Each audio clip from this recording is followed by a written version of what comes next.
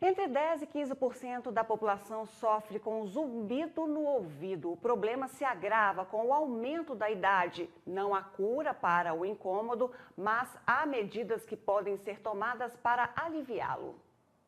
Zumbido no ouvido. Um barulhinho incômodo que aparece sem a existência de uma fonte sonora. Você já sentiu? Já sim. Mesmo assim, você usando o EPI, né, que a gente usa, que é obrigatório na obra, mas quando você termina o serviço, principalmente se você estiver trabalhando na bitoneira ou então num vibrador, qualquer coisa assim, tem. Você dá aquele zum, aí some, zum, aí some, aí você aperta, para e dá uma bolinha. Aí depois, com o passar do tempo, mas não é frequente, mas sempre eu sinto. Dá sim, dá um grilo cantando no ouvido, né? De acordo com a médica especialista em otorrinolaringologia, o zumbido no ouvido não é uma doença, mas sim um sintoma que jamais deve ser ignorado. Ele pode ser associado a vários males, principalmente a perda auditiva. A gente não pode desvalorizar esse sintoma, deve ser procurado um médico, principalmente aquele que tem um conhecimento na área, porque a gente tem alguns pacientes que podem ter quadros benignos, simples, mas nós sabemos também que tem alguns quadros de zumbido, que é um sintoma que pode vir de uma doença mais grave, até mesmo tumores dentro da cabeça. O zumbido no ouvido atinge cerca de 10% a 15% da população brasileira, sendo ainda mais comum em pessoas com idade entre 55 e 65 anos.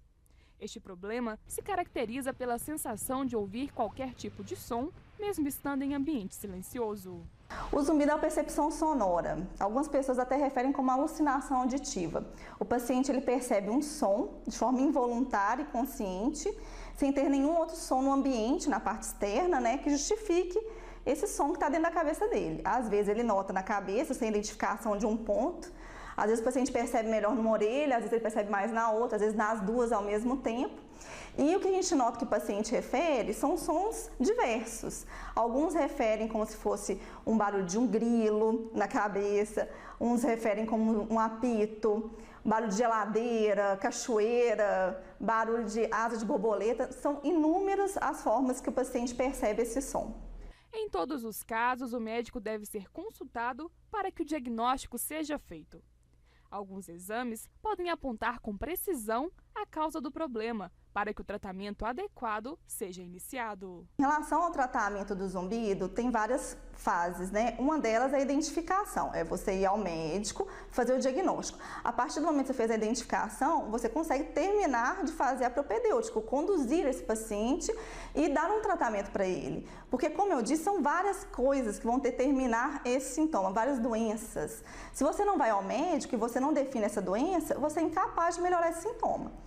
E o problema é que o que o seu vizinho tem não é o que você tem, né? Então, muitas vezes a gente vai no vizinho, ele vai ter uma perda auditiva leve, algo simples, como no caso a gente falou relacionada ao ambiente ocupacional. Mas o seu caso pode ser completamente diferente, você pode ter um tumor cerebral, e aí já é um caso grave que às vezes você não vai valorizar.